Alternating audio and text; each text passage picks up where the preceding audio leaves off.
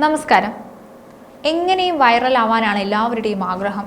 അതിന് ഏതറ്റം വരെ പോകാനും മടിയില്ലാത്ത കുറേ മനുഷ്യർ, മരണം കൊണ്ടുവരെ വൈറലാകാൻ ശ്രമിക്കുന്നവർ, സ്വന്തം ജീവിതവും ജീവനുമെല്ലാം ഒരുപോലെ അപകടത്തിലാക്കുന്നവർ, കുട്ടികൾ, കൗമാരക്കാർ, മുതിർന്നവർ എല്ലാവരും ഇക്കൂട്ടത്തിൽ വരുന്നുണ്ട്. എന്തു ചെയ്യും? കാര്യങ്ങൾ കൈവിട്ടു പോകുന്ന അവസ്ഥയിലാണ്. ഭരണകൂടം ഇത് നിയന്ത്രിക്കാൻ ഒരുങ്ങുകയാണ്.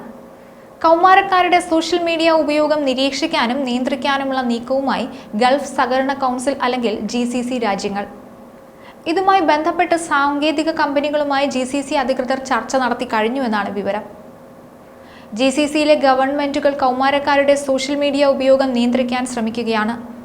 16-18 വയസ്സിന് താഴെയുള്ളവരുടെ സോഷ്യൽ മീഡിയ ഉപയോഗം നിയന്ത്രിക്കേണ്ടത് അത്യാവശ്യമാണെന്നാണ് വിലയിരുത്തപ്പെടുന്നത്.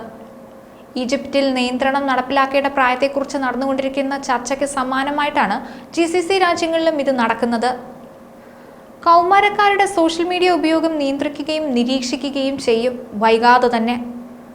ആർട്ടിഫിഷ്യൽ ഇന്റലിജൻസിന്റെയും മറ്റ് ഐഡന്റിറ്റി മാനേജ്മെന്റ് സൊല്യൂഷനുകളുടെയും സഹായത്തോടെയാണ് ഇത് സാധ്യമാക്കുക. ഇതിനു മുൻപ് പല രാജ്യങ്ങളും സോഷ്യൽ മീഡിയയുടെ ദുരുപയോഗം തടയാൻ മുൻകൈ എടുത്തിരുന്നു. 2024 നവംബറിൽ ഓസ്ട്രേലിയ ഭരണകൂടം 16 വയസ്സിന് താഴെയുള്ള കുട്ടികൾക്ക് സോഷ്യൽ മീഡിയ നിരോധനം നടപ്പിലാക്കിയിരുന്നു. അതുപോലെ തന്നെ ഫ്രാൻസും ചില US സംസ്ഥാനങ്ങളും മാതാപിതാക്കളുടെ അനുമതിയില്ലാതെ പ്രായപൂർത്തിയാകാത്തവരുടെ സാമൂഹ്യ മാധ്യമ ഉപയോഗം നിയന്ത്രിക്കുന്നതിനുള്ള നിയമങ്ങൾ പാസാക്കിയിട്ടുണ്ട്. യൂറോപ്യൻ യൂണിയൻ പരസ്യങ്ങളിലൂടെ കുട്ടികളെ ലക്ഷ്യമിടുന്നത് വിലക്കുകയും സോഷ്യൽ മീഡിയ ഉപയോഗിക്കുന്ന കൗമാരക്കാർക്ക് ഇടവേളകൾ എടുക്കാനും ഓട്ടോപ്ലേ ഓഫാക്കാനും ഓർമ്മപ്പെടുത്തലുകൾ അയക്കാൻ ടെക്നോളജി കമ്പനികൾക്ക് നിർദ്ദേശം നൽകിയിരുന്നു. ചൈനയും സൈബർ സുരക്ഷാ നിയമവും മൈനർ പ്രൊട്ടക്ഷൻ നിയമവും പുറത്തിറക്കിയിട്ടുണ്ട്. ഇവ പ്രകാരം കുട്ടികൾക്ക് ഓൺലൈനിൽ കാണിക്കാൻ കഴിയുന്ന കാര്യങ്ങളിൽ നിയന്ത്രണങ്ങൾ ഏർപ്പെടുത്തുകയും ഓൺലൈൻ സേവനങ്ങളുടെ ദൈനംദിന ഉപയോഗത്തിന് സമയപരിധി നിശ്ചയിക്കുകയും ചെയ്തിട്ടുണ്ട്. മൊബൈൽ ഫോൺ, സ്മാർട്ട് വാച്ചുകൾ, ടാബുകൾ എന്നിവ പോലുള്ള സ്മാർട്ട് ഉപകരണങ്ങൾ പ്രൈമറി, സെക്കൻഡറി സ്കൂളുകളിൽ നെതർലാൻഡ്സ് നിരോധിച്ചിട്ടുണ്ട്.